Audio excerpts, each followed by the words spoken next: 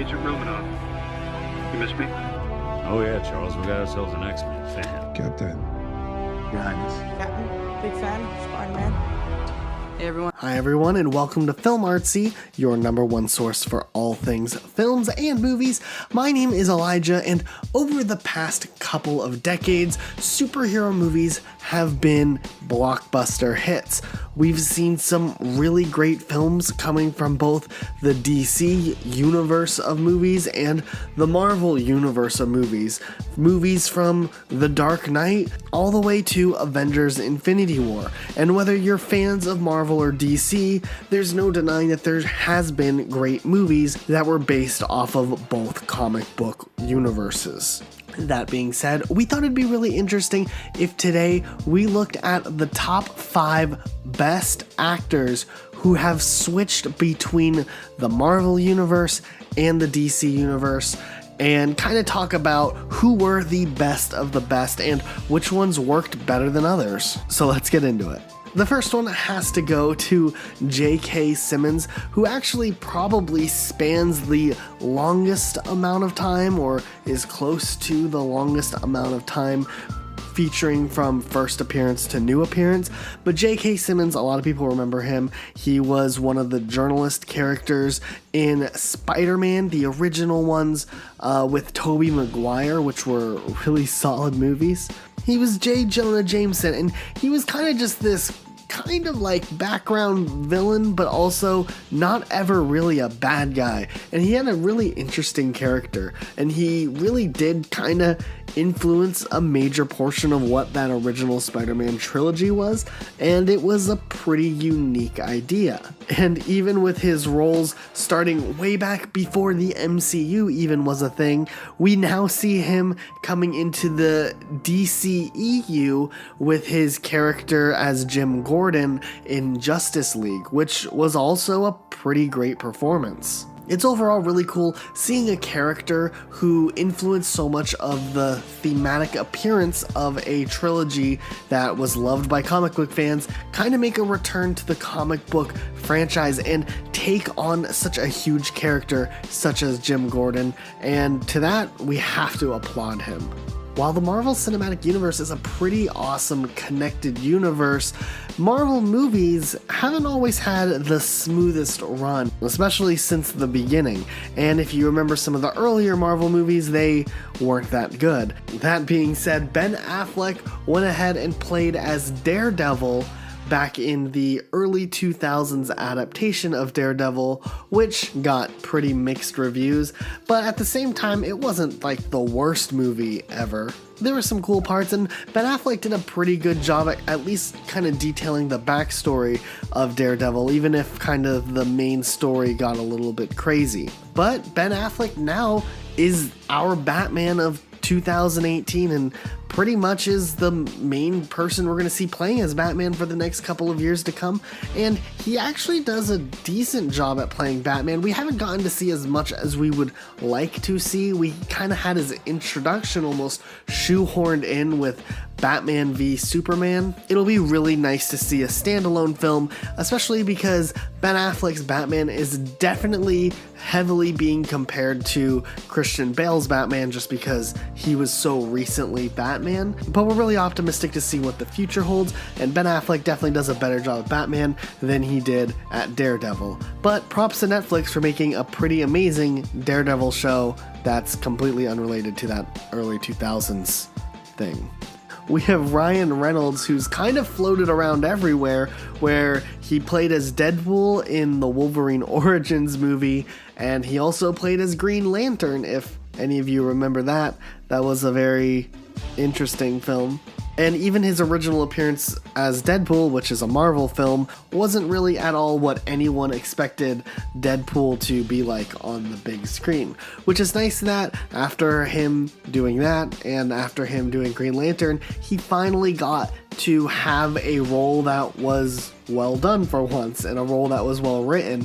And Ryan Reynolds really has evolved as both an actor and also a producer, in the sense that Deadpool is a very, very well done character on screen, and Ryan Reynolds did an amazing job at bringing this character to life and almost embodying who Deadpool is in his acting ability, which is a really cool thing that Ryan Reynolds has been able to do.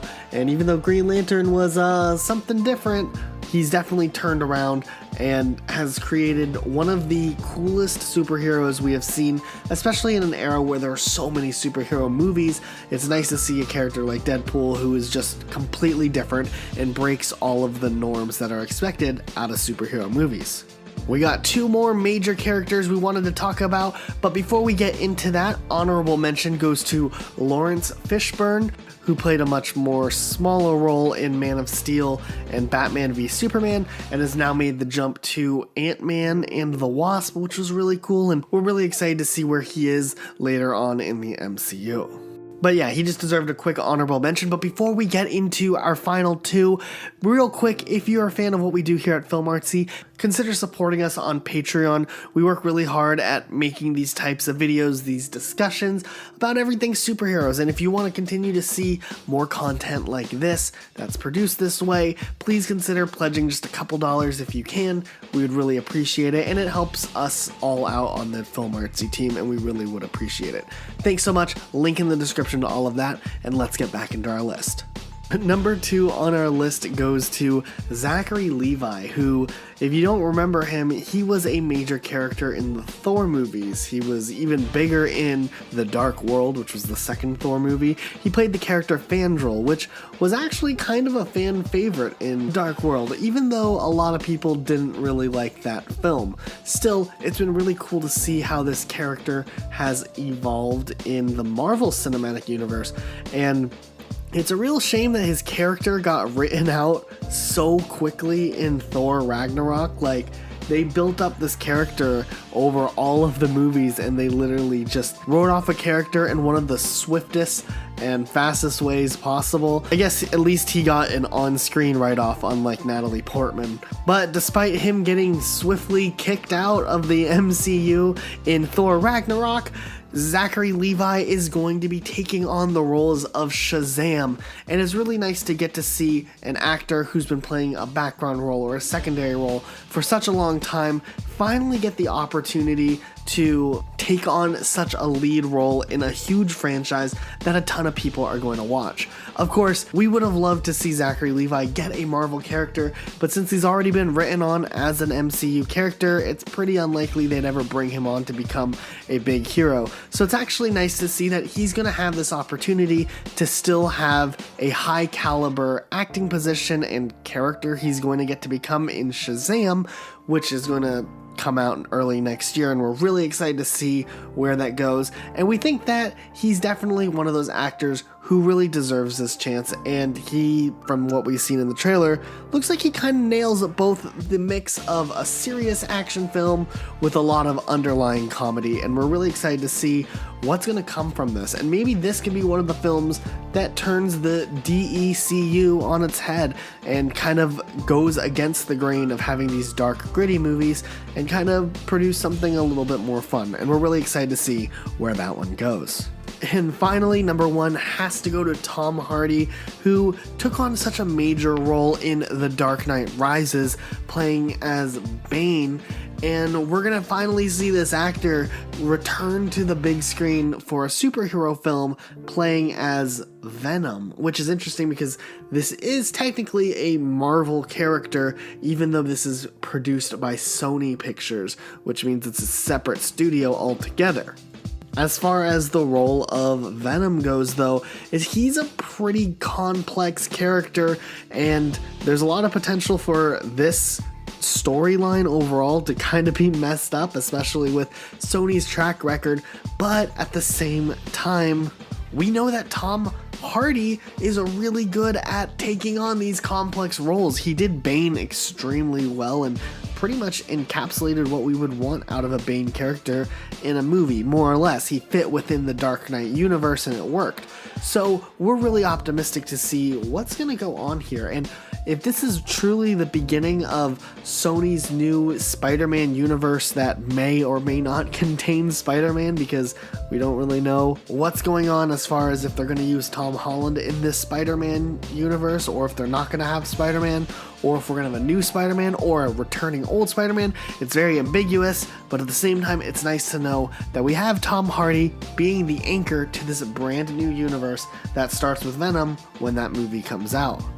But those are just our thoughts. Let us know in the comment section down below which actor really impresses you the most that has made the jump either from Marvel to DC, DC to Marvel, maybe Marvel to DC and then back to Marvel again. Whatever it is, leave it in the comment section down below. We read all our comments. If you're new, be sure to subscribe and turn notifications on. And while you're at it, maybe hit the like button too, just to kind of help us out a little bit. That's all the time we have for today, and we'll see you all next time with a brand new video.